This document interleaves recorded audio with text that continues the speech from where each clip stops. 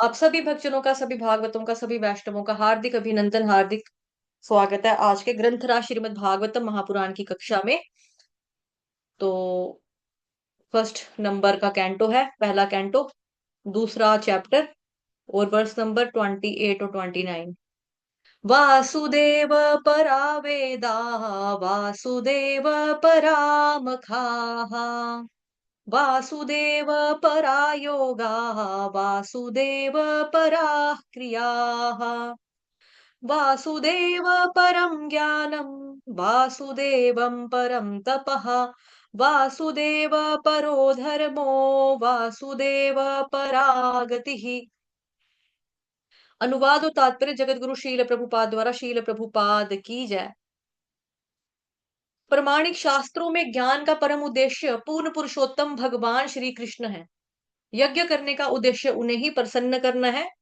योग उन्हीं के साक्षात्कार के लिए है, यानी भगवत साक्षात्कार के लिए। सारे सकाम कर्म अंततः उन्हीं के द्वारा पुरस्कृत होते हैं। वे परम ज्ञानी हैं, सॉरी, वे परम ज्ञान है। और सारी कठिन तपस्याएं उन्हीं को जानने के लिए की जाती हैं। उनकी पूर्ण सेवा करना ही धर्म है। वे ही जीवन के चरम लक्ष्य हैं। प्लीज अपने अपने नोट्स खोल लो, नोट्स बना लो। ठीक है, चलो। सबसे पहले आ गया वासुदेव परा वेदा। वेदा, वेदा मतलब वेद, शास्त्र। वासुदेव मतलब भगवान श्री कृष्ण। परा का मतलब हो गया परम। तो सभी शास्त्रों का, सभी वेदों का परम लक्ष्य कौन है? भगवान श्री कृष्ण है। उसके बाद है वासुदेव परामखाः। वासुदेव परामखाः, पूजा और यज्ञ जो है वो किसके लिए है? भगवान श्री कृष्ण के लिए है। वासुदेव परा योगा, योग भगवत साक्षात्कार के लिए है। वासुदेव पराः क्रियाः, वासुदेव पराः क्रियाः। सारी इच्छाओं की पूर्ति भगवान की इच्छा पर निर्भर करती है। भगवान सैंक्शन करते हैं ना। मान लो हमने कोई सकाम कर्म किया, हमारे मन में था कि हमने ये काम हम कर रहे हैं, ये हमें फल मिलना चाहिए। तो सकाम कर्म या कर्म योग बोल लो उसको। कर्म योग का जो लक्ष्य है वो कौन है? वो भगवान ही है। क्योंकि कर्म का जो फल है वो कौन देगा? भगवान ही देंगे ना। इसीलिए वासुदेव पराक्रिया, एक्टिविटीज जो भी हम कर रहे हैं। और साथ ही श्रीमद् भागवतम महापुराण में पढ़ा ना हमने अभी पिछले दिनों, पहले कैंटो का दूसरे चैप्टर का 13th नंबर का श्लोक। अतः पुंभिर्द्विजश्रेष्ठा वर्णाश्रम विभागशः, स्वनुष्ठितस्य धर्मस्य संसिद्धिर्हरितोषणम्। कि अगर हम ये सोचे कि क्रियाएं करना मतलब कर्म करना, तो कर्म में तो सारे तरह के कर्म आएंगे, क्रियाएं करना, कर्म करना। तो बेसिकली उसमें हमने पढ़ा था कि वर्ण आश्रम के धर्म के अनुसार भी जो कोई, मतलब जैसे हमने कल भी चर्चा की थी, जो डॉक्टर है उसका काम है पेशेंट की जान बचाना, उसकी रक्षा करना, है ना, ना कि उससे पैसा कमाना। जैसे वो करते हैं लाश का भी, जो डेड बॉडी होती है उसको भी रख लेते हैं, कहेंगे डेड बॉडी चाहिए तो पैसे दे दो, इतने जमा कराओ। ठीक है। या जो गरीब इंसान होगा, जो कम पढ़ा लिखा व्यक्ति होगा, उसको बोलेंगे जी आप हमें मतलब कि उनको ऑपरेशन करने के लिए बुला लेंगे, थिएटर में मार देंगे, उसके बाद उनकी किडनियां वगैरह, पार्ट्स वगैरह जो अमीर लोग होते हैं उनको बेच देंगे, है ना। तो ये क्या है? डॉक्टर का धर्म नहीं है। हमें अपना धर्म करते हुए कृष्ण भक्ति करनी है, और जो कुछ हम धर्म कर रहे हैं उसका जो फल होगा वो कृष्ण भगवान को देना है। तो वही श्लोक में हमने पढ़ा था पहले कैंटो का दूसरे चैप्टर का 13th नंबर का श्लोक, कि वर्ण आश्रम धर्म के अनुसार अपने कर्तव्यों को पूरा करने के लिए जो परम सिद्धि प्राप्त हो सकती है वो है भगवान की प्रसन्नता, भगवान को प्रसन्न करना। तो कोई भी हम कर्म कर रहे हैं वो भगवान की प्रसन्नता के लिए होना चाहिए। ठीक है जी। उसके बाद है वासुदेव परम ज्ञानम, वासुदेव परम ज्ञानम। भगवान जो है वो परम ज्ञान है। वेदों में जो ज्ञान है वो श्री कृष्ण भगवान के बारे में। बिकॉज देखो वेदों में जो 25% है ना हिस्सा, उसका भाग, वो उपनिषदों वाला है, उपनिषद है उसमें। हर वेद के 4 भाग हैं, ब्राह्मण, संहिता, आरण्यक, उपनिषद। तो उपनिषदों में क्या है? ज्ञान की चर्चा है। ज्ञान का लक्ष्य क्या है? भगवान कृष्ण है, भगवान की भक्ति करना ही है।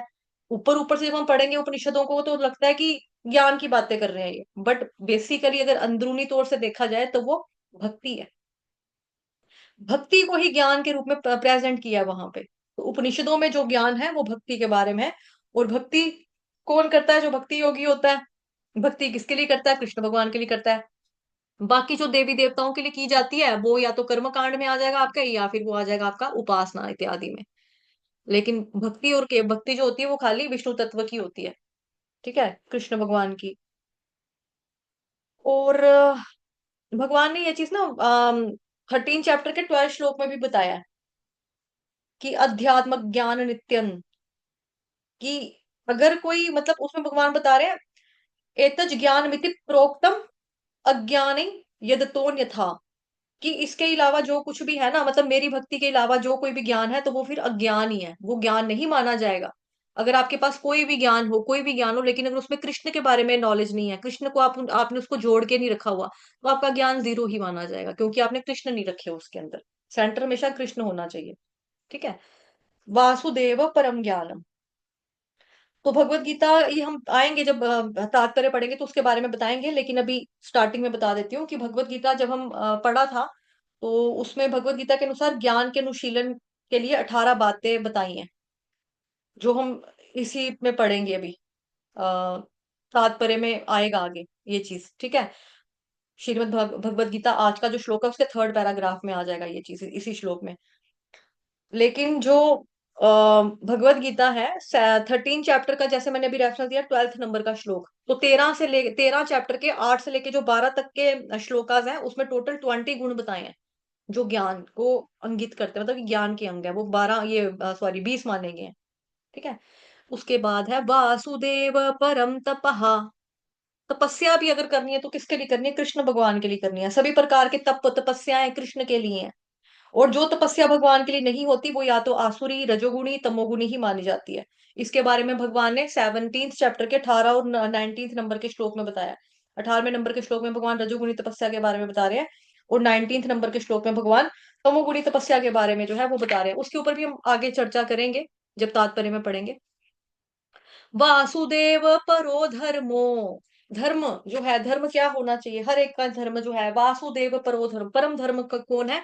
परम धर्म ही हमारा, ये आपका क्या बोलते हैं जी, कृष्ण भगवान है। धर्म यानी भक्ति, है ना? भक्ति का लक्ष्य क्या है, या धर्म का लक्ष्य क्या है? परम भगवान की सेवा करना, उनको संतुष्ट करना, भगवान कृष्ण को प्रसन्न करना। कैसे प्रसन्न करना है? भक्ति के द्वारा ही प्रसन्न करना है। तो परो धर्मो, हमारा धर्म क्या है? कृष्ण की प्रसन्नता, ये हमारा धर्म है।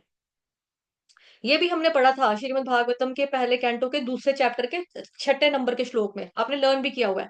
स वै पुंसाम परो धर्मो यतो भक्तिर्धोक्षजे अहैतुक्य प्रतिहता ययात्मा सुप्रसीदति, कि संपूर्ण मानवता के लिए परम वृत्ति यानी कि धर्म वही है जिसके द्वारा सभी मनुष्य श्री भगवान की दिव्य प्रेमा भक्ति को प्राप्त कर सकें।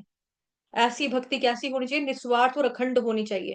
ये नहीं है कि आज क्या हो गया, आज क्लास में क्यों नहीं आया, मेरे को जुकाम लगा था, आज कहाँ आए, मैं नानी के घर चला गया था, माला क्यों नहीं की, आज मेरी नींद नहीं खुली। क्यों नींद नहीं खुली? रात को मैं 12-1 बजे तक टीवी देखता रहा, इसलिए मेरी नींद नहीं खुली। मैच चल रहा था आईपीएल, इसलिए नींद नहीं खुली। तो भक्ति जो वो कैसी होनी चाहिए? अहेतुक्य, अखंड, निस्वार्थ भक्ति होनी चाहिए, निष्काम भक्ति होनी चाहिए। हमें कोई ये नहीं है मकसद की भक्ति क्यों कर रहे हो, माला क्यों कर रहे हो, हमें हमें पाप से मुक्त होना है। वो वैसे भी हो जाओगे माला करोगे तो। क्यों माला कर रहे हो? हमें भगवत धाम जाना है। वो वैसे भी चले जाओगे अगर माला करोगे तो। ईमानदारी से चार चार नियम का पालन, 16 माला करोगे तो वैसे ही चले जाओगे। भक्ति सामने सिंधु में रूप गोस्वामी जी कहते हैं ना कि जो व्यक्ति भक्ति करता है उसके पीछे ये मुक्ति शुक्ति ऐसी आ जाती है दौड़ दौड़ के, जैसे नौकरानी आती है राजा के पीछे पीछे चलकर। वो ऐसी मिल जाएंगी आपको। लेकिन हमें भक्ति कैसे करनी है? अहैतुक्य और अखंड रूप से करनी है। उसी से आत्मा जो है पूर्ण रूप से तुष्ट हो सकती है। क्योंकि आत्मा की डाइट, आत्मा की खुराक क्या है? कृष्ण भक्ति करना, सेवा करना, कृष्ण की, परम भगवान की सेवा करना। उसके बाद है वासुदेव परागति ही। वासुदेव परागति ही, परम गति। परम गति, परम लक्ष्य कौन है? कृष्ण है ना? इसके बारे में भी पढ़ा है। भगवान गीता में कहते हैं यान्ति देवव्रता देवान पितॄन यान्ति पितृव्रता, कि जो यान्ति देवव्रता देवान, जो देवी देवताओं की पूजा करेगा वो देवताओं के पास जाएगा, है ना? जो भूत प्रेत की करेगा वो उनके पास जाएगा, जो पितरों की करेगा पितरों के पास जाएगा, जो मेरी पूजा करेगा वो मेरे पास आएगा। तो अगर धर्म हम कर रहे हैं कृष्ण की प्रसन्नता के लिए, तो हमारी गति भी क्या होनी चाहिए, हमारा लक्ष्य भी क्या होना चाहिए, डेस्टिनेशन भी क्या होना चाहिए? गोलोक वृंदावन धाम, यानी कि परम लक्ष्य हमारा कृष्ण ही है, वासुदेव परम गति ही। ठीक है जी। चलो शुरू करते हैं फिर आज का श्लोक। मोटा मोटा बता दिया है मैंने कि इसमें क्या क्या आने वाला है। अपनी नोटबुक और पेन रखना, बिकॉज इसमें बहुत सारे रेफरेंसेस आ जाएंगे। तात्पर्य अभी हम, जैसे मैंने अभी आपको बता दिया एक एक लाइन ऊपर से, है ना, एक एक श्लोका का चरण बता दिया। उसके बेसिस के ऊपर आपको ये अब अनुवाद पढ़ेंगे तो आसानी से समझ में आ जाएगा। अनुवाद में क्या है, प्रमाणिक शास्त्रों का ज्ञान, सॉरी, में ज्ञान का परम उद्देश्य पूर्ण पुरुषोत्तम भगवान श्री कृष्ण है। यज्ञ करने का उद्देश्य उनको प्रसन्न करना है। योग उन्हीं के साक्षात्कार के लिए है। सारे सकाम कर्म अंततः उन्हीं के द्वारा पुरस्कृत होते हैं, मतलब कि हमें इनाम मिलता है कर्म का फल बेसिकली, है ना। वे परम ज्ञान है और सारी कठिन तपस्याएं भी उन्हीं को जानने के लिए की जाती है। उनकी पूर्ण, सॉरी, प्रेम पूर्ण सेवा करना ही धर्म है, वे ही जीवन के चरम लक्ष्य है। तात्पर्य जगतगुरु शील प्रभुपाद द्वारा, शील प्रभुपाद की जय। इन दो श्लोकों में पुष्टि हुई है कि एकमात्र भगवान श्री कृष्ण ही पूजा के पात्र हैं। ठीक है, भक्ति करनी है, पूजा करनी तो किसकी करनी है, भगवान कृष्ण की ही करनी है। ये दो श्लोक हमें बता रहे हैं। वैदिक साहित्य का लक्ष्य भी यही है कि भगवान के साथ संबंध स्थापित किया जाए और हमारी हुई भूली हुई प्रेममयी सेवा को पुनर्जीवित किया जाए। यही वेदों का सार तत्व है। इसी सिद्धांत की पुष्टि भगवान के द्वारा श्रीमद् भगवद गीता में अपने ही शब्दों में इस प्रकार की गई है कि वेदों का चरम लक्ष्य उनको जानना है। सारे प्रमाणिक शास्त्र भगवान द्वारा शील व्यास देव के शरीर के रूप में अवतरित होकर भौतिक प्रकृति से बद्ध पतित आत्माओं के को भगवान श्री कृष्ण का स्मरण करने के लिए निर्मित किए गए हैं। जैसे यहाँ पे बताया जा रहा है कि भगवान ने गीता में खुद ही बोला है, वेदों का उद्देश्य क्या है, उनको जानना। वेदों का सार तत्व क्या है, यही है। क्या है, भगवान के साथ अपना संबंध को पुनर्जीवित करना। प्रेममयी सेवा के साथ व्यक्ति ऐसा कर सकता है, भक्त कर सकता है। कृष्ण भगवान ही केवल पूजा के पात्र है, ये हमारे शास्त्र बताते हैं। ठीक है, शास्त्र कहाँ पे बताते हैं हमारे, 15 चैप्टर का 15 नंबर का श्लोक है, सर्वस्य चाहम हृदि सन्निविष्टो मत्तः स्मृतिर्ज्ञानमपोहनै च वेदैश्च सर्वैरहमेव वेद्यो वेदांत कृद्वेद विदेव चाहम। है ना, भगवान वहां बता रहे हैं कि वेदों में अगर कोई ज्ञान है तो वो मेरे बारे में है। वेदों में अगर कोई चीज जानने के लायक है वो तो वो मैं हूँ। वेदों में कोई ज्ञान दिया गया है तो वो मेरे बारे में दिया गया है। वेदों का संकलन करता कौन है, भगवान कहते हैं मैं हूँ। तो वही चीज यहाँ पे बता रहा जा रहा है कि वेदों का परम लक्ष्य, चरम उद्देश्य क्या है, भगवान कृष्ण को जानना।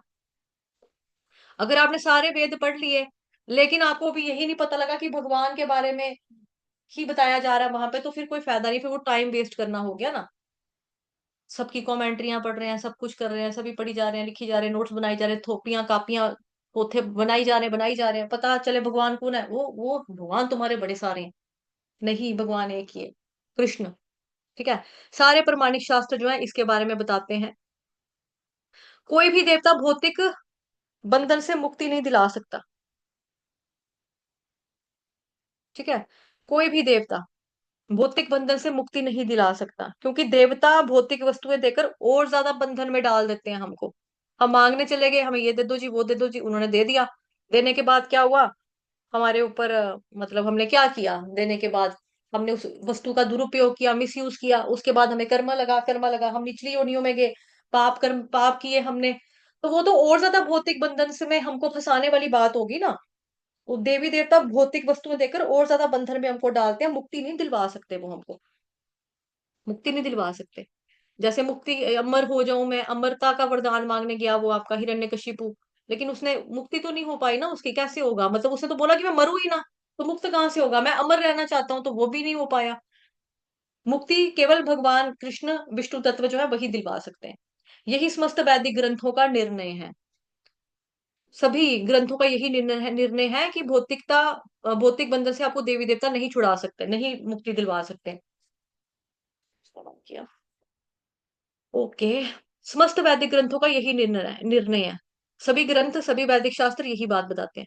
निर्विशेषवादी जिन्हें भगवान के व्यक्तित्व का ज्ञान नहीं होता, भगवान की सर्वशक्ति मत्ता को कम बताते हैं, क्योंकि वे उन्हें भी अन्य समस्त साधारण जीवों के समान बताते हैं। है ना, तो ये गीता में आ जाता है, हमारे भगवत गीता के 9 चैप्टर का 11 नंबर का श्लोक आपके सामने है। अभी प्लीज स्क्रीन पे ध्यान देना, बिकॉज बहुत सारे रेफरेंसेस हैं।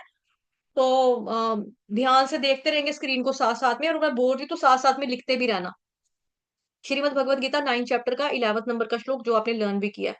अवजानन्ति मामूढ़ा मानुषीं तनुमाश्रितम् परम भावम जानन्तो मम भूत महेश्वरम। जब मैं मनुष्य के रूप में अवतरित होता हूँ तो मूर्ख लोग मेरा उपहास करते हैं, वो मुझ परमेश्वर के दिव्य स्वभाव को नहीं जानते। ठीक है, उनको क्या लगता है कि यहाँ क्या है, जैसे हम है वैसे ये है, और क्या है, ये में बस थोड़ी सी शक्ति है। वो शक्ति क्यों, वो युग का परिवर्तन, युग था ना, युग, वो युग की बात होती है। अब हम कल युग के लोग हैं, हमारे अंदर कहाँ से शक्ति आएंगी। हाँ, भगवान तो चलो युग दूसरा था तो उनके अंदर उनको भगवान बन गए, अदरवाइज वो हमारे और आपकी तरह ही है, खास अंतर नहीं है। इस तरह से निर्विशेषवादी जो है वो बातें करते हैं, भगवान के व्यक्तित्व के बारे में उनको ज्ञान नहीं होता, नॉलेज नहीं होता। वो भगवान की सर्वशक्तिमत्ता को कम बताते हैं, क्योंकि वे उन्हें भी अन्य समस्त साधारण जीवों के समान बताते हैं। इसी कारण से निर्विशेषवादियों को बड़ी कठिनाई से भौतिक बंधन से मुक्ति मिल पाती है, उनको नहीं मिल पाती। लगे रहते हैं वो मुन्ना भाई की तरह, पर नहीं हो पाता उनका सिस्टम।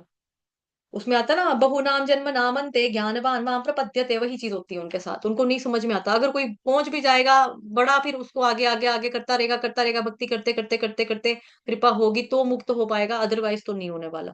क्योंकि भगवान की पर्सनल फॉर्म को ही नहीं मानते, भगवान के अस्तित्व को ही नकार देते हैं, उनकी एग्जिस्टेंस को ही डिनाई कर देते हैं कि भाई नहीं है भगवान। वे अनेक जन्मों तक इस दिव्य ज्ञान का अनुशीलन करने के बाद ही उनकी शरण में जा पाते हैं ना। बहु नाम जन्म नामन्ते ज्ञानवान माम प्रपद्यते, ये तो नहीं है यहाँ पे, चलो कोई बात नहीं, मैंने सुना दिया, बट आप लिख लेना इसको, जो श्लोक मैंने कोट कर दिया यहाँ पे, ठीक है। आगे भी आ जाएगा, क्योंकि ये चीजें बार बार रिपीट होंगी बीच में। अनुशीलन करने के बाद ही उनकी शरण में जा पाते हैं। इसको हमें कर्सर चाहिए यहाँ पे। कोई यह तर्क दे सकता है कि वैदिक कर्म याज्ञिक अनुष्ठानों पर टिके हैं, यह सच है। किंतु सारे यज्ञ वासुदेव की वास्तविक अनुभूति के लिए ही होते हैं। वासुदेव का अन्य नाम यज्ञ है, ये हमने पढ़ा भी था अभी भगवत गीता में, सुबह वाली क्लास में। और भगवत गीता में स्पष्ट कहा गया कि सारे यज्ञ तथा कर्म यज्ञ या भगवान विष्णु को प्रसन्न करने के लिए ही किए जाने चाहिए। यज्ञों की बात हो रही है, यज्ञों के लिए भोक्तारम यज्ञ तपसाम सर्वलोक महेश्वरम सुहृदम सर्वभूतानाम ज्ञात्वा माम शांति मृच्छति। 5वें चैप्टर का 29 नंबर का श्लोक, I repeat, chapter number 5 Bhagavad Gita 29 number का श्लोक। मुझे समस्त यज्ञों का तथा तपस्याओं का परम भोक्ता, समस्त लोकों तथा देवताओं का परमेश्वर और समस्त जीवों का उपकारी और हितैषी जानकर मेरे भावनामृत से पूर्ण पुरुष भौतिक दुखों से शांति लाभ प्राप्त करता है। तो बेसिकली ये जो श्लोक है, ये पीसफुल फार्मूला, मतलब कि शांति सूत्र बोलते हैं इसको। दूसरी बात भगवान ने सेम चीज बोली है 9 चैप्टर के 16 नंबर के श्लोक में। अहंकर तुर यज्ञ, देखो आगे ना यहाँ पे यज्ञ, अहङ्कर्तुर्हं यज्ञः स्वधाह महमौषधम् मंत्रोहमहमेवाज्यम महमग्निरहं हुतम्। कि मैं ही कर्मकांड, मैं ही यज्ञ हूँ। यहाँ पे भगवान बता रहे हैं भाई मैं ही यज्ञ हूँ। पितरों को दिया जाने वाला तर्पण, औषधि, दिव्य ध्वनि, मंत्र, घी, आहुति भी भगवान कह रहे हैं मैं ही हूँ। सेम चीज भगवान यहाँ पर भी बता रहे हैं 9 चैप्टर के ही 24 नंबर का श्लोक। अहम ही सर्व यज्ञानाम भोक्ता च प्रभुरेव च न तु माम अभिजानन्ति तत्वे नातश्चवन्ति ते। कि मैं ही समस्त यज्ञों का एकमात्र भोक्ता और स्वामी हूँ, अतः जो लोग मेरे इस दिव्य स्वभाव को नहीं पहचान पाते वो नीचे गिर जाते हैं। मैं ही समस्त यज्ञों का एकमात्र भोक्ता हूँ। चैप्टर नंबर 9 श्लोक नंबर 24। तो 3 रेफरेंसेस दिए यज्ञ को लेकर। 5वें का 29वां श्लोक, 9वें चैप्टर का 16वां, 9वें चैप्टर का 24 नंबर का श्लोक। ठीक है जी, चलो। फिर उसके बाद है, कोई यह तर्क कर सकता है कि वैदिक कर्म याज्ञिक अनुष्ठानों पर टिके हैं, यह सच है। किंतु सारे यज्ञ वासुदेव की वास्तविक अनुभूति के लिए होते हैं। वासु, ये तो पढ़ लिया था। हम्म, सेम चीज जो है, यही बात जो है, ये योग पद्धति के लिए भी लागू होती है। योग, बड़े सारे योग हैं, है ना।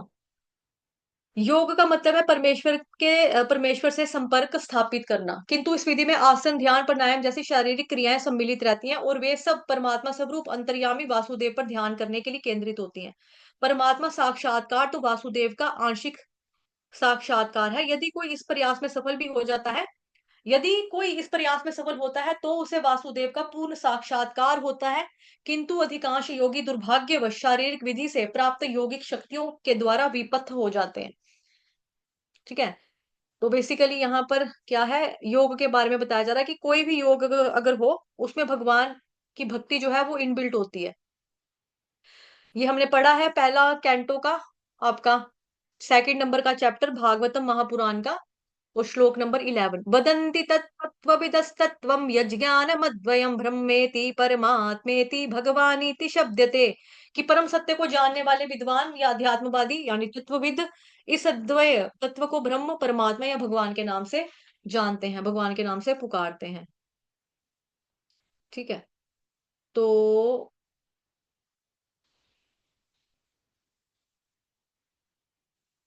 वो कहाँ गया मेरा,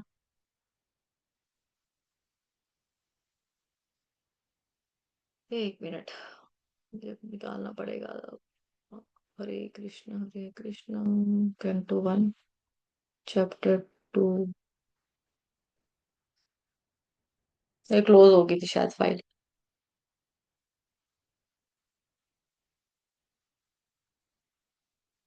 वासुदेव परा वेदा, वासुदेव परा मखाः, वासुदेव परा योगा, वासुदेव परा क्रियाः, वासुदेव परम ज्ञानम्, वासुदेव परम तपः। 18, वासुदेव परो धर्मो, वासुदेव परा गतिः। पता नहीं क्यों बंद हो गया, 22 पे पहुंचे हैं अभी, 30 30 30। हरे कृष्ण कृष्ण कृष्ण हरे हरे, हरे राम राम राम हरे हरे, हरे कृष्ण कृष्ण कृष्ण हरे हरे। ये आ गया आपका श्लोक आज का, कहाँ तक पढ़ लिया था। हम्म। तो जो सफल हो पाता है उसको क्या होता है, वासुदेव का पूर्ण साक्षात्कार हो पाता है। लेकिन मैक्सिमम लोग जो होते हैं वो यौगिक शक्तियों द्वारा विपथ हो जाते हैं, रास्ते से भटक जाते हैं, रास्ते से वो क्या हो जाता है, भटक जाते हैं। तो वही आ जाएगा श्लोक आपका।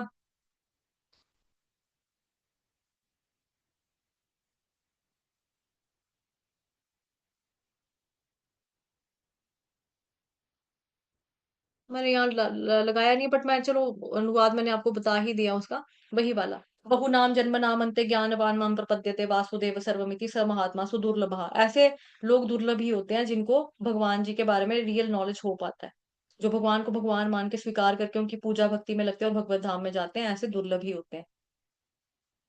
यदि ऐसे मनुष्य, ऐसे दुर्भाग्यशाली योगियों को अगले जन्म में विद्वान ब्राह्मणों और संपन्न वैष्णवों के कुल में जन्म दिया जाता है, ताकि वो अपनी भक्ति को पूरा कर सके, वासुदेव के साक्षात्कार के अधूरे कार्य को पूरा कर सके। यदि ऐसे भाग्यवान ब्राह्मण या वैश्यपुत्र तथा वैश्यपुत्र अवसर का लाभ उठाते हैं, तो साधु पुरुषों की संगति से उन्हें सरलता से वासुदेव का साक्षात्कार हो जाता है। तो यहाँ पे इंपॉर्टेंस बताई जा रही है एसोसिएशन ऑफ डिवोटीज की, साधु संघ की, कि परमानी गुरु की शरण में जाओ, आप उनसे शिक्षा लो, दीक्षा लो, और भक्ति करो, और उसकी उनकी कृपा से क्या हो जाएगा, आपको वासुदेव का साक्षात्कार हो पाएगा। दुर्भाग्यवश ऐसे भाग्यशाली लोग भौतिक संपत्ति तथा सम्मान से पुनः वशीभूत हो जाते हैं। वही हो गया ना, कि जैसे मैंने ऊपर बोला था आपको, भौतिक वस्तुएं देकर देवी देवता क्या करते हैं, और ज्यादा आपको बंधन में डाल देते हैं।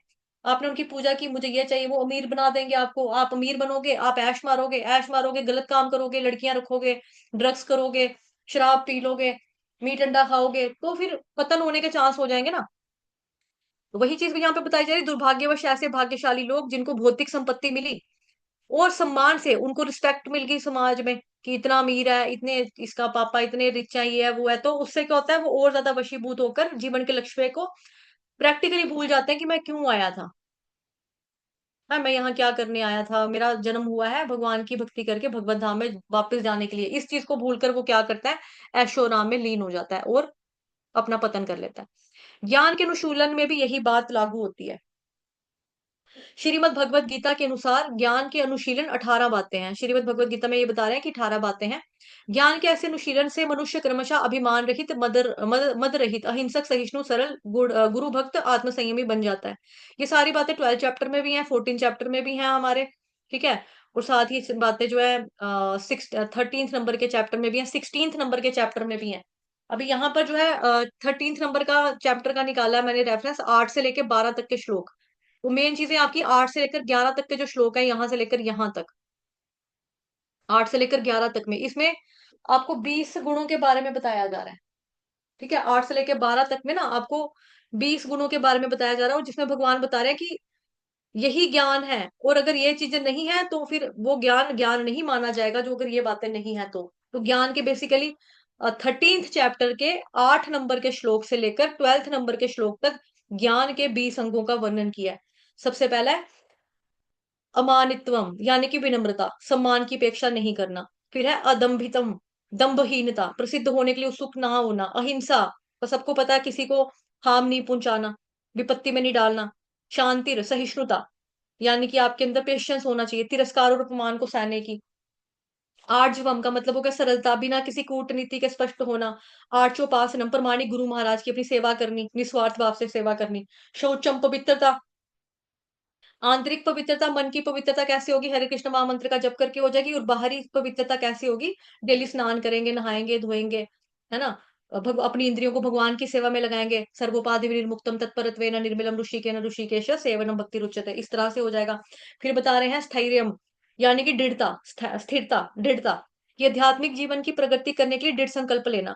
आत्म विनिग्रह, आत्म संयम, प्रतिकूल चीजों का त्याग, अनुकूल से प्रति, है ना वो वाला श्लोक, अनुकूलस्य संकल्पो प्रतिकूलस्य वर्जनम रक्षतीति विश्वासो, वो वाला एक तरह का। तो आत्मसंयम में क्या आ जाएगा, प्रतिकूल चीजों का त्याग।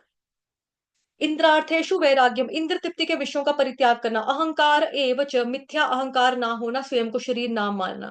जन्म जरा व्याधु, सॉरी, जन्म मृत्यु जरा व्याधि दुख दोषाणु दर्शनम। जन्म जरा मृत्यु व्याधि बुढ़ापा वगैरह जो है, इनको दोषों को समझना कि ये कष्टप्रद है। बार बार हम पैदा हो रहे हैं, बार बार बूढ़े हो रहे हैं, बार बार जन्म ले रहे हैं, बार बार बीमार हो रहे हैं, बार बार तकलीफें सह रहे हैं, फिर मर रहे हैं, तो हमें क्या फायदा, इसकी समझ आना।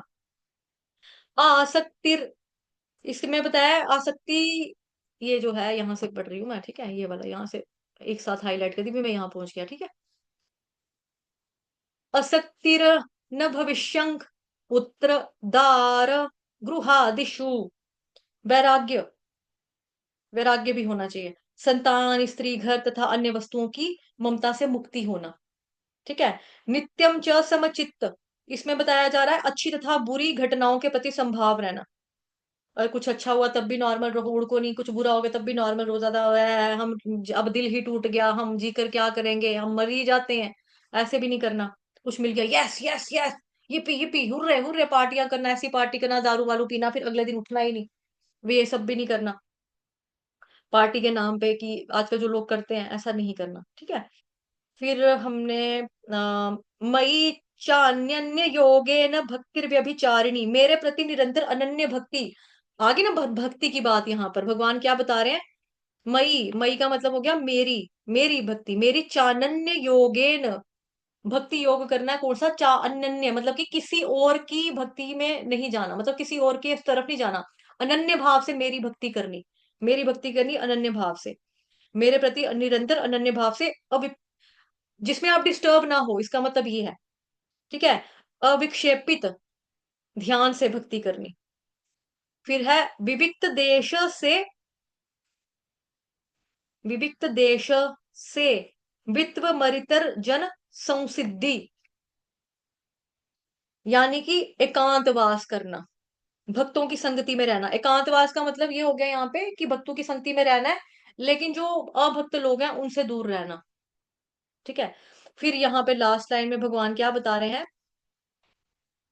अध्यात्म ज्ञान नित्यत्वम तत्व ज्ञानार्थ दर्शनम। यहाँ भगवान बता रहे हैं कि अध्यात्म, कि भाई एक तो यहाँ पे क्या बताया मैंने आपको, विविक्त देश से मतलब कि एकांतवास, ठीक है, भक्तों की संगति में रहना, और जो अभक्त है उनसे दूर रहना, फालतू के जो लोग हैं उनसे दूर रहना।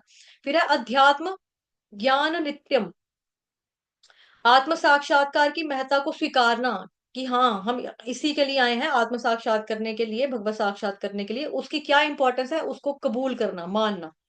तत्व ज्ञानार्थ दर्शनम, परम सत्य की दार्शनिक खोज करना। फिर है एतज ज्ञानमिति प्रोत सॉरी प्रोक्त है, को है ये, एतज ज्ञानमिति प्रोक्त मज्ञान यद तोन्यथा, कि एतज ज्ञानमिति प्रोक्तम, इन सबको भगवान कह रहे हैं मैं ज्ञान घोषित करता हूँ। जो भगवान ने ऊपर बता दी ना हमको सारे पॉइंट जो मैंने आपको गिनाए, ये 20 बताए टोटल भगवान ने। तो भगवान कह रहे हैं इन सबको जो है ना, मैं बोल रहा हूँ कि ये सारी की सारी बातें क्या है, ये ज्ञान है। अज्ञानम यदोन्यथा, यदो यद तो अन्य था, अन्य मतलब कि उसके बगैर जो है। अगर ये 20 बातों के बिना जो कुछ भी इसके अलावा है, वो सारा का सारा क्या है, वो अज्ञान है। ये भगवान ने बता दिया गीता में पहले ही। ठीक है, चलो इसको भी करेंगे क्लोज। इधर आ जाएंगे। ज्ञान के अनुशीलन से वह घर बाहर से अनासक्त हो जाता है, वही क्वालिटीज पढ़ी ना अभी, वही क्वालिटीज पढ़ी। अभी वापस आ जाते हैं जो अभी आपको गुण गिनाए वहां पे। ज्ञान के ऐसे अनुशीलन से मनुष्य क्रमशः अभिमान रहित, मदर रहित, अहिंसक, सहिष्णु, सरल, गुरु भक्त तथा आत्मसंयमी बन जाता है। ज्ञान के अनुशीलन से वह घर बाहर से अनासक्त हो जाता है, जन्म जरा मृत्यु व्याधि के कष्टों से अवगत हो जाता है। ज्ञान का सारा अनुशीलन भगवान वासुदेव की भक्तिमय सेवा में जाकर समाप्त हो जाता है, होता है। अतः वासुदेव ही ज्ञान की समस्त शाखाओं के अनुशीलन के चरम लक्ष्य हैं। नेक्टर ऑफ डिवोशन में भी पढ़ा है ये चीज हमने। नेक्टर ऑफ डिवोशन यानी कि भक्ति सामने सिंधु ग्रंथ, पहले खंड का दूसरे चैप्टर का 11वें नंबर का श्लोक। अन्याभिलाषिता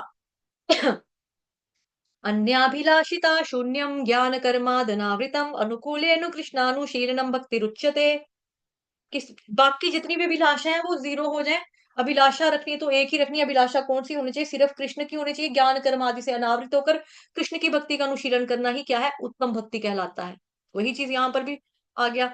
ज्ञान का जो अनुशीलन वासुदेव के मिलन के दिव्य स्तर तक ऊपर उठा सके, वही वास्तविक ज्ञान है। भगवत गीता में भौतिक ज्ञान की विविध शाखाओं को अज्ञान की संज्ञा देकर तिरस्कृत किया गया है। भौतिक ज्ञान का अंतिम लक्ष्य इंद्रियों की तृप्ति करना है। मेरे ख्याल से मेरे से गलती हुई है। यहाँ पे 18 लिखा ना, तो 18 ही बातें, बिकॉज जो लास्ट वाली लाइन थी उसमें तो भगवान ने कहा ना इन इन इसके अलावा काउंट कर लेंगे एक बार प्लीज आप लोग। इसके अलावा बाकी जितनी भी हैं बातें वो क्या है, अज्ञान है। तो मेरे ख्याल से 18 ही बातें हैं उसमें जो गुण बताए। 13वें चैप्टर से लेके क्या बोला आपको मैंने, 8वें नंबर से श्लोक तक के 12 तक का जो श्लोक था उसमें 18 ही बातें हैं। ठीक है, उसको एक बार आप लोग भी प्लीज खुद रख लेना, क्योंकि मेरे को भी थोड़ा गलती लग सकता है। तो यहाँ से जो पढ़ के मोटा मोटा पढ़ के मैंने माइंड में थोड़ा काउंट किया अभी, तो मुझे लग रहा है कि 18 ही है। ज्ञान का जो अनुशीलन वासुदेव के मिलन के दिव्य स्तर पर ऊपर उठा सके, वही वास्तविक ज्ञान है। भगवत गीता में भौतिक ज्ञान की विविध शाखाओं को अज्ञान की संज्ञा देकर तिरस्कृत किया है। वही आखिरी वाला श्लोक जो बताया 13 चैप्टर का 12 नंबर का श्लोक।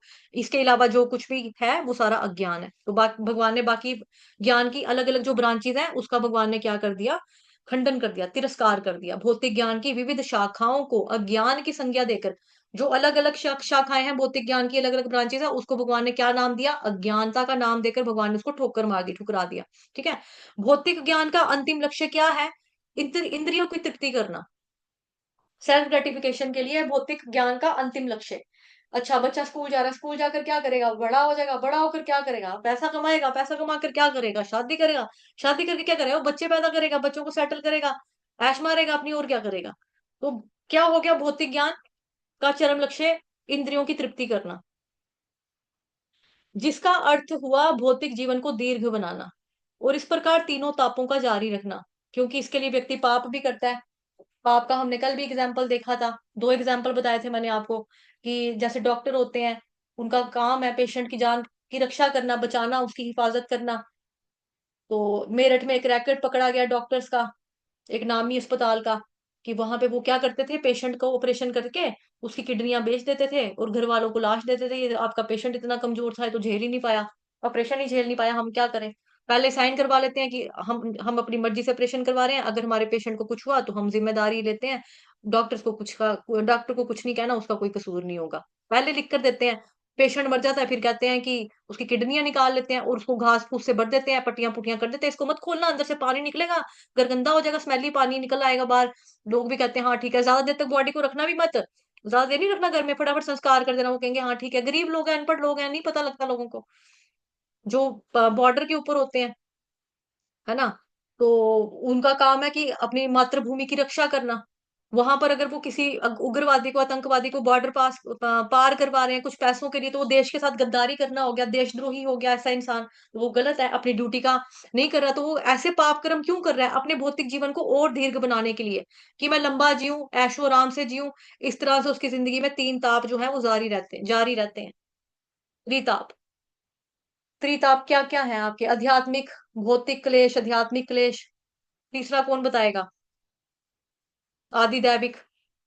मैंने तीनों ही बोल दिया, अब कोई क्या ही बताएगा। तीनों ही बोल दिए मैंने, खुद ही। अतः इस भौतिक जगत में कष्टमय जीवन की दीर्घ बनाना ही अज्ञान है, कि हम लंबा जिए। लंबा जिए ही क्या है? अज्ञान है। जितना लंबा जियोगे उतना ही दुख दर्द देखोगे, उतने ही घर वालों की मौतें देखोगे, उतने ही अपने शरीर के रोग देखोगे, उतनी ही टेंशन्स देखोगे। तो वही है बात। किंतु यदि यही भौतिक ज्ञान आध्यात्मिक ज्ञान की दिशा में अग्रसर होता है, तो क्या होता है? तो वह कष्टमय भौतिक अस्तित्व का अंत करने में सहायक हो जाता है। अगर आपने इसी ज्ञान को, भौतिक ज्ञान को भी आपने क्या कर दिया? आध्यात्मिक ज्ञान की तरफ मोड़ दिया। क्योंकि देखो, आध्यात्मिक ज्ञान प्राप्त करने के लिए भी आज अगर हम ये शास्त्र पढ़ पा रहे हैं, भगवत गीता, ये सॉरी भागवतम महापुराण अगर हम आज पढ़ पा रहे हैं, तो हम कैसे पढ़ पा रहे हैं? क्योंकि हमने बचपन में क ख ग सीखा था ना, स्कूल में जाके आ ई ऊ सीखा था। बेसिक्स हमको थे, पढ़ाई लिखाई की है हमने, कॉलेज यूनिवर्सिटी जो भी हमने पढ़ा, 10th पढ़ा, 12th पढ़ा, 8वीं पास की किसी ने, जितनी भी पढ़ाई की, कम से कम वो आज इतना तो पढ़ पा रहा है ना, उसको अपने पिता का थैंक्स करना चाहिए कि उसको मम्मी पापा ने स्कूल भेजा, है ना? तो भगवान की कृपा कि हम ये शास्त्र समझ पा रहे हैं, पढ़ पा रहे हैं, वही चीज यहाँ पे बताई जा रही है। अपने भौतिक ज्ञान को आपको कहाँ पर मोड़ देना है? आध्यात्मिक ज्ञान की तरफ मोड़ देंगे ना अगर हम, अगर हमारा भौतिक ज्ञान आध्यात्मिक ज्ञान की दिशा में अग्रसर होता है, आगे बढ़ता है, डायरेक्शन हमने चेंज कर दिया अध्यात्म की तरफ, तो फिर क्या हो जाएगा? कष्ट में भौतिक जीवन का जो हमारा है वो अंत हो जाएगा, अंत करने में सहायक हो जाएगा। और वासुदेव धरातल पर आध्यात्मिक जीवन का शुभारंभ होता है। जो बेस बनता है, जो नींव बनती है, वो क्या है? भक्ति, यानी कि भगवान कृष्ण की भक्ति। वासुदेव धरातल पर आध्यात्मिक जीवन का शुभारंभ होता है, जब हम अपने भौतिक ज्ञान को आध्यात्मिक ज्ञान की तरफ मोड़ेंगे, तो हमारी आध्यात्मिक जर्नी जो है वो शुरू हो जाएगी, हमारा आध्यात्मिक जीवन का शुभारंभ हो जाएगा। ये लिखा है यहाँ पे। ठीक है जी। यही बात समस्त तपस्याओं पर भी लागू होती है, कि समस्त तपस्याएं जो है वो किसके लिए? कृष्ण भगवान के लिए। तपस्या का अर्थ है किसी उच्चतर जीवन उद्देश्य के लिए स्वेच्छा, यानी कि अपनी मर्जी से शारीरिक कष्टों को सहना, तपस्या करना, तप करना। हम लोग भी देखो तपस्या करते हैं, हम लोग भी सह रहे हैं ना, हम लोग भी सह रहे हैं। हम लोग क्या सह रहे हैं? हम लोग क्या तपस्या कर रहे हैं? जो लोग सुबह 2:30 बजे 3 बजे उठ रहे हैं, अपनी नींद खराब कर रहे हैं ना, उनको नींद से उतना प्यार नहीं रहा, इतना जितना वो पहले उनको प्यार होता था, कि सो जाते हैं, सर्दी है बाहर, रूम हीटर लगा है, कंबल पड़ा है ऊपर, चलो ठीक है सो जाते हैं, इतनी गर्मी में कौन जागेगा, एसी लगा है, सो जाते हैं। अभी क्या करना है, बच्चे भी सोए हैं, हस्बैंड भी, हम भी सोते हैं। पहले क्या होता है? ऐसे होता था ना। अभी हमने नींद को त्याग दिया, तो एक तरह का ये क्या है? ये तपस्या है ना, कि हम अपनी नींद का त्याग कर रहे हैं, नींद को, सुबह स्नान कर रहे हैं, अर्ली मॉर्निंग उठ के नहा रहे हैं, मतलब आधे लोगों के लिए तो रात ही है, 2:30 3 बजे, आधे लोगों के लिए ब्रह्म मुहूर्त है। जो जो भगवान की तपस्या कर रहा है, भक्ति कर रहा है, उसके लिए ब्रह्म मुहूर्त है। जो नहीं कर रहा है उसको लगेगा क्या यार, सुबह सुबह ही इनके घंटियां टन टन टन टन टन टन शुरू हो जाती हैं, सिर पीट लगा देते हैं सुबह सुबह ही। होता है ना, घर में भी एक आधा प्राणी ऐसा ही होता है। क्या मम्मी आप सुबह सुबह घंटे लग जाते हो बजाने में? रब को भी रेस्ट करने दिया करो ना, खुद सोना ना भगवान को सोने के लिए देना। इधर टन टन टन टन टन टन लगाया हुआ सिर के ऊपर मेरे, बाहर जाके किया करो, घंटियां मारते रहते हैं सिर के ऊपर मेरे। कहते हैं ना घर में बच्चे, क्या कह देते हैं इस तरह से। तो क्या सुबह सुबह नींद खराब करते हैं? तो ये भी एक तपस्या है, कि मॉर्निंग में उठना, हरे कृष्ण महामंत्र का जप करना, सुबह नहाना, मंगल आरती करना, ये भी क्या है? तपस्या है। तपस्या का मतलब क्या है? अपनी मर्जी से, अपनी इच्छा से शारीरिक कष्टों को सहना। हमने, हमारे साथ किसी ने जबरदस्ती तो नहीं ना करी, कि आपको ये करना ही करना है, जबरदस्ती तो नहीं कर रहे ना कोई अब हमारे ऊपर। हमें कौन देखने के लिए आ रहा है? मैं अगर किसी को बोल दूं हाँ भाई मैं 1:30 बजे उठ रही हूँ, मैं 2:30 बजे उठ रही हूँ, कौन रात को मेरे घर पे देखने के लिए आ रहा है, ये उठी हुई है कि नहीं, ये सोई हुई है? लेकिन हम लोग कर रहे हैं, हम शारीरिक कष्टों को सह रहे हैं। तपस्या का मतलब क्या है? उच्चतर जीवन का उद्देश्य, कि हमें ये वाला जो जन्म से ऊपर चाहिए। ऊपर जन्म क्या चाहिए? मतलब कि हमें ऊपर उठना है, सतोगुण रजोगुण तमोगुण इन तीनों से ऊपर उठना है, हमें भगवत धाम तक अगर जाना है, तो हमें तमाम शारीरिक कष्टों को अपनी मर्जी से हम सह रहे हैं। अब रावण और हिरण्यकशिपु की बात आ रही है यहाँ पे। इन लोगों ने भी नाना प्रकार के जो थे कष्ट झेले थे। एक टांग के ऊपर खड़ा होकर तपस्या करना। हिरण्यकशिपु ने तो 35,500, पता नहीं 36,500 वर्षों तक तपस्या की थी। सुना है कि इसकी बॉडी में ना दीमक होता है ना, जिसको हमारे इधर की भाषा में कहते हैं सीनक लगना, उसको सीनक तक लग गई थी। तो फिर जब प्रकट होते हैं ब्रह्मा जी, क्या मांगोगे बेटा, तो कहता है मेरे को उम्र कर दो। उसकी कथा आपने सुनी है अभी। तो उन्होंने भी नाना प्रकार के दारुण शारीरिक कष्ट झेले थे। एक टांग के ऊपर रावण ने खड़े होकर तपस्या की थी, लेकिन मांगा क्या इसने? उठा लिया इसने भगवान की बीवी को, उठा लिया, सीता का हरण कर लिया, सीता मैया का हरण कर लिया। तो गलत है ना ये। तो कभी कभी आधुनिक राजनेता भी अपना राजनीतिक काम साधने की कठिन तपस्याएं करते हैं। आपको क्या चाहिए? मेरे को इलेक्शन में जीतना है। अच्छा ठीक है, फलाने बाबा पे जाओ, फलाने जगह पे चादर चढ़ा के आओ, फलाने जगह मत्था टेक रहा हो, हाँ चले जाएंगे। इतना व्रत रखना पड़ेगा, तो यज्ञ में बैठना पड़ेगा, लगातार 5 घंटे आपको हवन करना पड़ेगा, ये वाली बोलना पड़ेगा, इतने लोगों को खाना खिलाना पड़ेगा। वो कहेगा हाँ ठीक है मैं कर लूंगा, मैंने मिनिस्टर बनना है, मैं करने को तैयार हूँ, मेरे को मंजूर है, मेरे को बनना है मिनिस्टर, जो मर्जी कह लो मैं कर दूंगा, कर दूंगा। ठीक है, तो फिर आपको एक दिन भूखा रहना पड़ेगा, एक दिन आपको निर्जल व्रत रखना पड़ेगा, एक दिन आपको सच मैं कर लूंगा, मैं कर लूंगा, मैं भूखा रह लूंगा, बाद में कुर्सी तो मुझे ही मिलेगी ना, कोई बात नहीं। तो ये तपस्या वास्तव में तपस्या नहीं है। ये तपस्या वास्तव में तपस्या नहीं है। मनुष्य को चाहिए कि वासुदेव को जानने के लिए स्वेच्छा से शारीरिक असुविधाएं स्वीकार करे। यही वास्तविक तपस्या की विधि है। इसके लिए भगवान ने गीता में श्लोक बताए हैं, 18 नंबर का श्लोक 17 चैप्टर का, और 19 नंबर का श्लोक। 17 नंबर के 18 नंबर का जो श्लोक आपके सामने है, ये रजोगुणी लोगों के बारे में बता रहा है। अभी मैं सिर्फ अनुवाद पढ़ लूंगी, बिकॉज समय लंबा है, काफी ज्यादा ना, लेंथी है। जो तपस्या दंभ पूर्वक तथा सम्मान सत्कार एवं पूजा कराने के लिए संपन्न की जाती है, वो राजसी तपस्या रजोगुणी कहलाती है। ये ना तो स्थायी होती है, ना ही शाश्वत होती है। ठीक है। इसके साथ ही 19 नंबर का श्लोक, मूढ़ग्राहेणात्मनो यत् पीडया क्रियते तपः परस्योत्साद नार्थम वा तत्तामसमुदाहृतम। मूर्खतावश आत्म उत्पीड़न के लिए या अन्यों को विनिष्ट करने के लिए या हानि पहुंचाने के लिए जो तपस्या की जाती है, वो तामसी तपस्या कहलाती है। दूसरों को कष्ट देने के लिए, जैसे हिरण्यकशिपु था, वो अमर क्यों होना चाहता था? ताकि वो दूसरों के ऊपर अत्याचार कर सके। रावण जो था, रावण ने क्यों 10 मुंडियों का वरदान मांगा था और अपनी पेट की जो बेली बटन, क्या बोलेंगे उसको, तुन्नी, और क्या बोलते हैं, बेली बटन, तुन्नी, है ना, नेवल, नाभि, नाभि में क्यों उसने प्राणों को स्थापित कर लिया था? क्यों अपने प्राणों को स्टोर करके रख लिया था? ताकि मेरे को कोई मार ना सके। अब वो क्यों मरना नहीं चाहता था? ताकि वो सबके ऊपर कंट्रोल कर सके। स्वर्ग में जाने के लिए सीढ़ियां बना रहा था, कि ये सीढ़ियां स्वर्ग में जाएंगी, लोग जाएंगे स्वर्ग में सीधा, उनको कुछ भी कार्यक्रम करुम करने की जरूरत नहीं है, कोई तपस्या तपस्या करने की जरूरत नहीं है, देवी देवता के पास जाने की, भगवान की शरण में जाने की जरूरत नहीं है। वो दूसरों को हानि पहुंचाने के लिए शक्तिशाली होना चाहते थे ना। चाहे यहाँ पे कंस की बात करो, हिरण्यकशिपु की बात करो, कंस मामा ने भी 5,000 सालों तक तपस्या की दुर्गा माता की, 500 साल तक सारी। तो हिरण्यकशिपु ने की, ये भी दूसरों को तड़प तड़पाना चाहता था, अपना खुद का पुत्र का दुश्मन बन गया था ये, कि कहाँ है भगवान, जब देखो भगवान भगवान नारायण नारायण करते रहते हैं, सिर पीट लगा दिए इन लोगों ने, नारायण नारायण नारायण नारायण, कहाँ है भगवान, कहाँ है भगवान, कहाँ है, कहाँ है? क्या खंबे में भी है? हाँ ठीक है, तो खंबे से प्रकट हो गए फिर नरसिंह भगवान, फिर चला गया, मर गया, फिर और क्या हुआ? तो इस तरह से आत्म उत्पीड़न के लिए, अन्यों को विनष्ट करने के लिए, हानि पहुंचाने के लिए, किसी का बुरा करने के लिए जो तपस्या की जाती है, वो तामसी तपस्या कहलाती है। जय काली कलकत्ते वाली, 13 बार न जाए खाली, ओम फट स्वाहा, ओम फट स्वाहा। ये जो तपस्याएं हैं, किसके लिए की जाती हैं?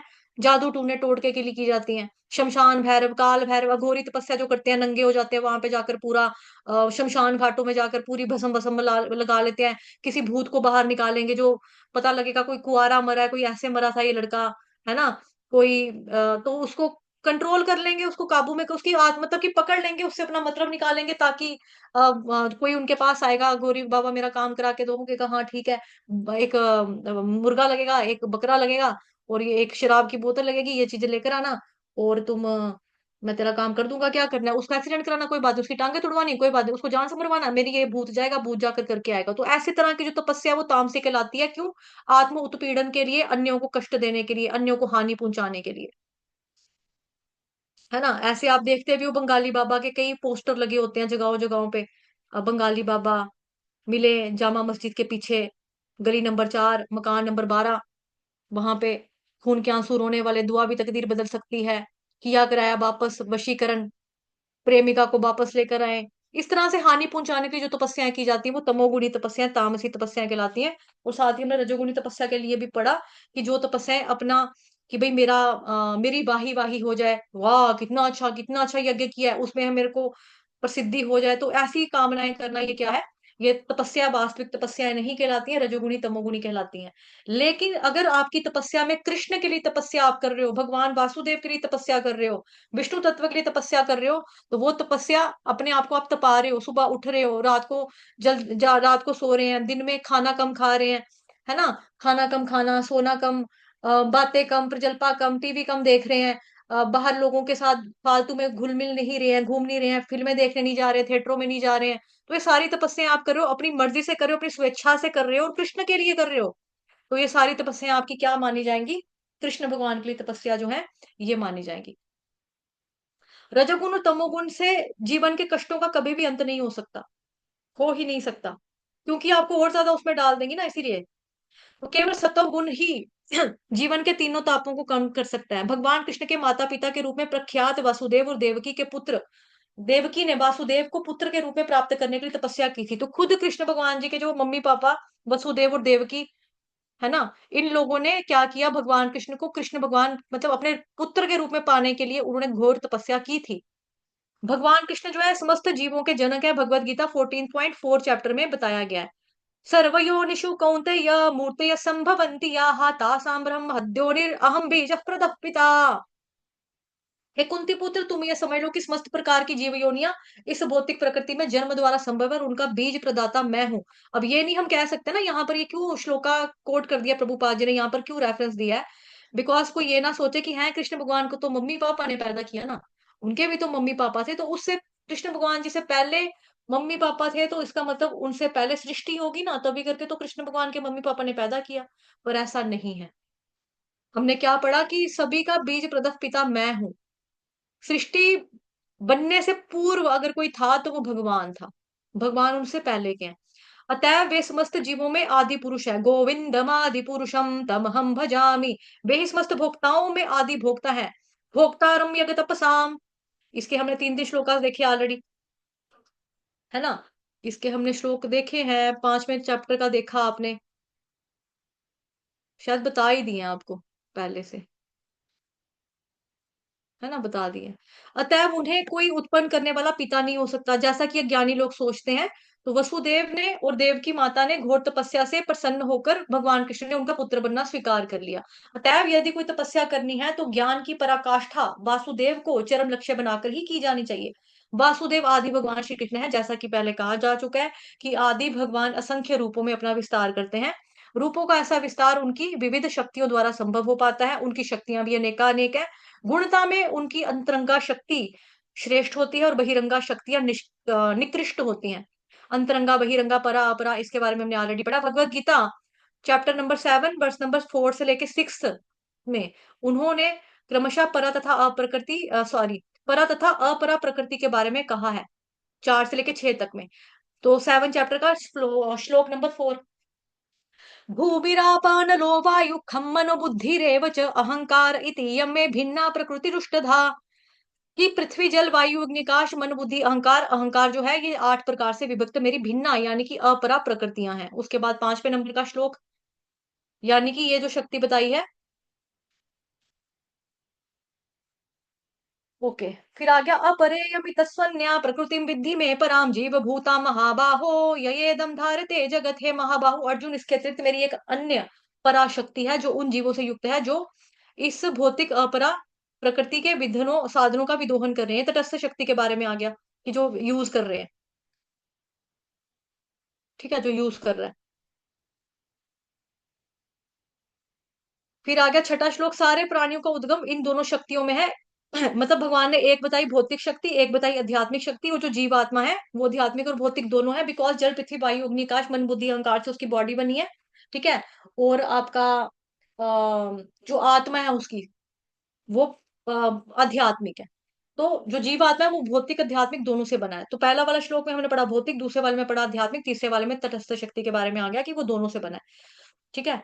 तो यही चीज आ गई यहाँ पर, इसको करेंगे क्लोज। अतएव अंतरंगा शक्तियों के द्वारा विविध रूपों में होने वाला उनका विस्तार श्रेष्ठ होता है। अंतरंगा शक्ति भगवान की लादनी शक्ति, इंटरनल पोटेंसी भगवान की। बहिरंगा बाहरी वाली शक्ति, ठीक है। बहिरंगा शक्तियों द्वारा होने वाला विस्तार निकृष्ट होता है। जीवात्माएं भी उन्हीं के विस्तार अंश हैं। जो जीवात्माएं उनकी अंतरंगा शक्ति के विस्तार से उद्भूत होते हैं वे नित्य मुक्त आत्मा, शायद यही होगा, नित्य मुक्त होते हैं। ओके ठीक है, यही है। और जो भौतिक शक्तियों से उद्भूत होते हैं वो नित्यबद्ध होते हैं। हम लोग क्या है, नित्यबद्ध हैं। और जो गुरु महाराज लोग हैं, जो हमारे परम वैष्णव हैं, वो मुक्त आत्माएं हैं। हम बद्ध आत्माएं हैं, वो मुक्त आत्माएं हैं।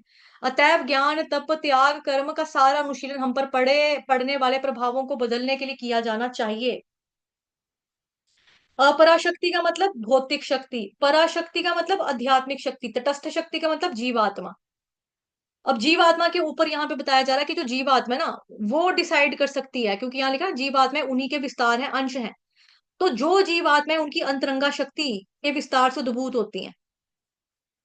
ठीक है, यानी कि जो कृष्ण, जो राधा रानी की शरण में चले जाते हैं, ठीक है, जो माता की शरण में राधा रानी की शरण में जाते हैं, देवी यशा, भगवान की जो दैवी शक्ति में जाते हैं, इसके बारे में भी आएगा। मतलब कि इसमें भी हमने पढ़ा है 9 चैप्टर का, आई थिंक 11वें नंबर का श्लोक था, उसमें पढ़ा हुआ है ये। तो उस पे भी चर्चा करेंगे। जो जीवात्मा उनकी तिरंगा शक्ति से उद्भूत होते हैं वे नित्य मुक्त होती हैं, और जो भौतिक भौतिक शक्तियों से उद्भूत होती है वो नित्य बद्ध कहलाते हैं। हम भौतिक शक्तियों का वो कर लेते हैं ना, मतलब उनकी शरण में जाते हैं तो हम नित्य बद्ध हैं। लेकिन वो लोग आध्यात्मिक शक्ति में जाते हैं तो वो नित्य मुक्त पुरुष हैं। अतएव ज्ञान तप त्याग और सारा कर्म का सारा अनुशीलन हम पर पड़ने वाले प्रभावों को बदलने के लिए किया जाना चाहिए। इस समय हम सभी भगवान की बहिरंगा शक्ति के द्वारा नियंत्रित हो रहे हैं। अतएव इसके प्रभाव यानी कि फल को बदलने के लिए हमें आध्यात्मिक शक्ति का अनुशीलन करना चाहिए। भगवान ने श्रीमद् भगवत गीता में कहा है, 9 चैप्टर के 11 नंबर के श्लोक में बेसिकली भगवान ने ये बात बोली है। 9 चैप्टर का 11 नंबर का श्लोक। मुझे लगता है यहाँ पे पीडीएफ थी बहुत सारी, वो पता नहीं कहाँ गायब होगी, मैंने खोल के रखी थी। 9 चैप्टर का 11 नंबर का जो श्लोक है ना, उसमें भगवान बता रहे हैं, महात्मा नस्तु माम पार्थ, कि जो जिनका जो महात्मा जन है ना, जिनका दिल जो है वो विशाल है, पता नहीं उधर चलो, पर मैंने हिंट दे दिया ना, आपको समझा दिया 11 नंबर के श्लोक में, महात्मा नस्तु तुमाम पार्थ में, कि जिसका हृदय विशाल हो चुका है वो भगवान कृष्ण की सेवा में लगे रहते हैं और वो अंतरंगी शक्ति के वश में होते हैं। और इसका फल ये होता है कि वो विशाल हृदय वाले लोग बिना विचलित हुए भगवान की सेवा में ही लगे रहते हैं। यही जीवन का लक्ष्य होना चाहिए, यही समस्त वैदिक साहित्य का निर्णय है। इसी को, सॉरी इसी को नहीं, किसी को सकाम कर्म या दिव्य ज्ञान के विषय में शुष्क चिंतन करने की जरूरत नहीं है। सभी को चाहिए कि तुरंत भगवान की दिव्य प्रेममयी सेवा में लग जाए। मनुष्य को ना तो उन विभिन्न देवताओं की पूजा करनी चाहिए जो सृष्टि की उत्पत्ति पालन तथा संहार का कार्य करने के लिए भगवान के हाथ की भांति हैं। ऐसे असंख्य शक्तिशाली देवता हैं जो भौतिक जगत की बाहरी अवस्था व्यवस्था को देख रेख करते हैं।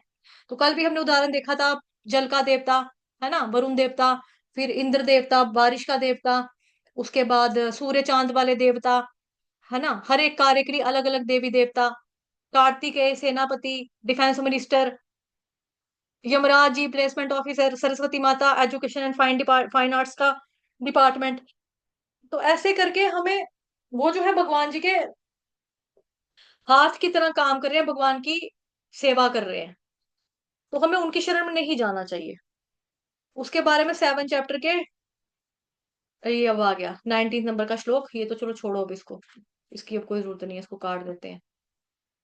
इसको मैंने आपको वैसे ही बता दिया था ना, इसीलिए अब चलो छोड़ो।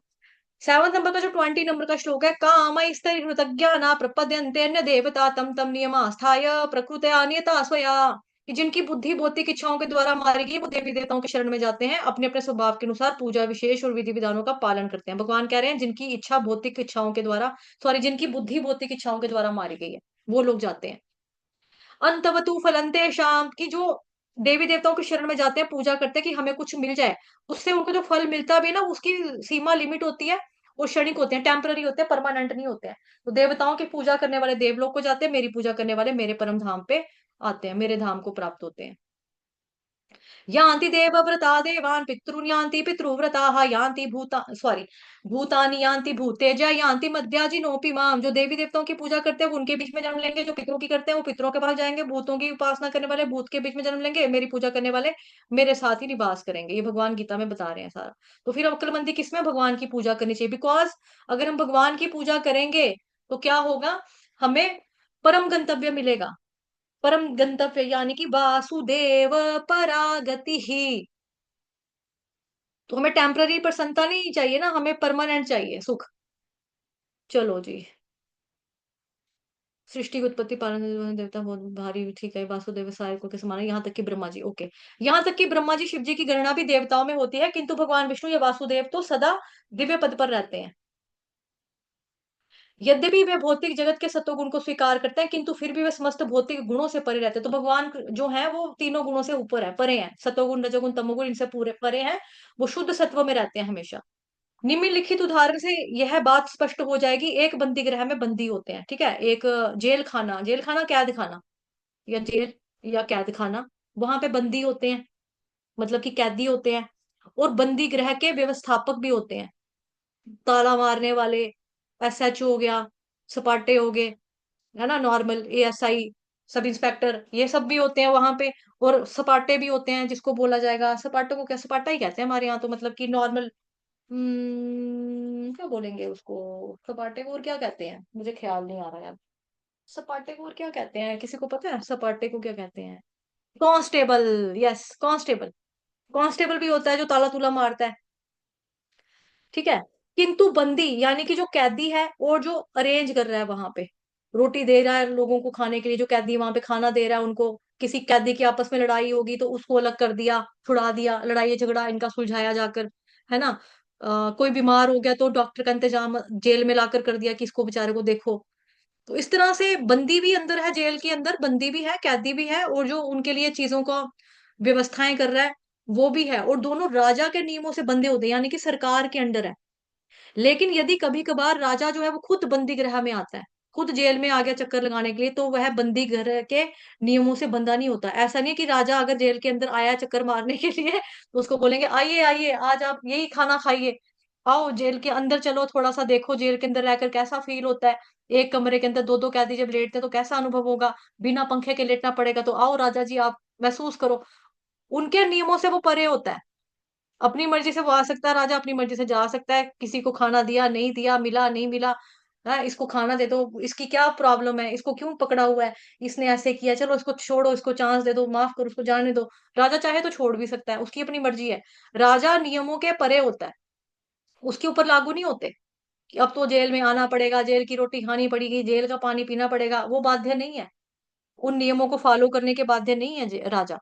ठीक उसी तरह से भगवान भी भौतिक जगत के नियमों से परे होते हैं, बिकॉज जन्म कर्म च मे दिव्यम, भगवान का आना, भगवान का जाना, भगवान का यहाँ पे रहकर लीलाएं करना, सबका सब क्या है, दिव्य है। ठीक है जी, तो आज का श्लोक हो गया है। आई थिंक मैंने थोड़ा तेज पढ़ा है, बिकॉज ये बहुत लेंथी था, तो मुझे था कि सारी चीजें कवर हो जाएं। तो ऑडियंस भी 1 घंटे के बाद उठकर जाना फिर शुरू हो जाती है, सभी व्यस्त होते हैं।